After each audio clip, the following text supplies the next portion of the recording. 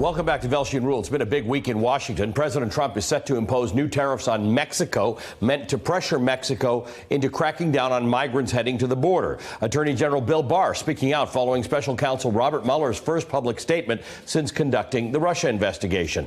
Democratic Congresswoman Zoe Lofgren of California is with me straight from Capitol Hill. She also sits on the House Judiciary Committee. I'm going to get to that second part in a second. Representative Lofgren, I want to start with Mexico and tariffs in general, but some Republicans are rebuking the president's threat. Iowa Senator Chuck Grassley said trade policy and border security are separate issues. This is a misuse of the president's tariff authority and counter to congressional intent. Do you agree with Chuck Grassley? Is this something the president has overstepped on, and what are you going to do about it? Well, when I heard the news this morning, I was stunned. I thought, what is this authority to do this? And when I learned it was a 40-year-old bill that requires a finding of unusual and extraordinary threat, I thought, once again, the president's idea of an emergency is something that he wants to do without the legal authority, just as he did with the wall, and now the courts have stopped him. So I think this is very questionable legally. He doesn't have a lot of respect for the democratic system of government and the rule of law here. And I'm glad to hear that Senator Grassley is also calling him on this. I want to talk to you about Attorney General Bill Barr and the comments that he made addressing the role of Congress just this morning. He said, quote, "The Department of Justice doesn't use our powers of investigating crimes as an adjunct to Congress." Now, that sort of contradicts what we've been hearing from Robert Mueller and pretty much every lawyer who knows about this. Robert Mueller said that his report is his testimony and that Congress should consult it. What's your sense of what Congress should do now? Well, what we are doing, we have subpoenaed the underlying documents that support the Mueller report, and we have subpoenaed a number of fact witnesses. Which is what we need to do. We have the Mueller report, which we appreciate, but we don't actually have the evidence. I worked on both the Nixon impeachment as a staffer and the Clinton impeachment as a member of the Judiciary Committee. In both cases, the committees examined actual evidence, not just a report. So we're in that process now of securing the evidence. We have to go to court because our subpoenas have not been answered properly, and there's really nothing more we can do other than what we are doing. Or start impeachment hearings. Well, we'd still have to have subpoenas, evidence, and go to court. So that would change nothing.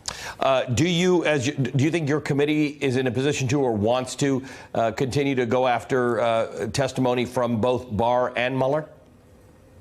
Well, personally, I think Barr has proven himself to be not very honest and kind of a spin master, so I'm very less interested personally in hearing from him.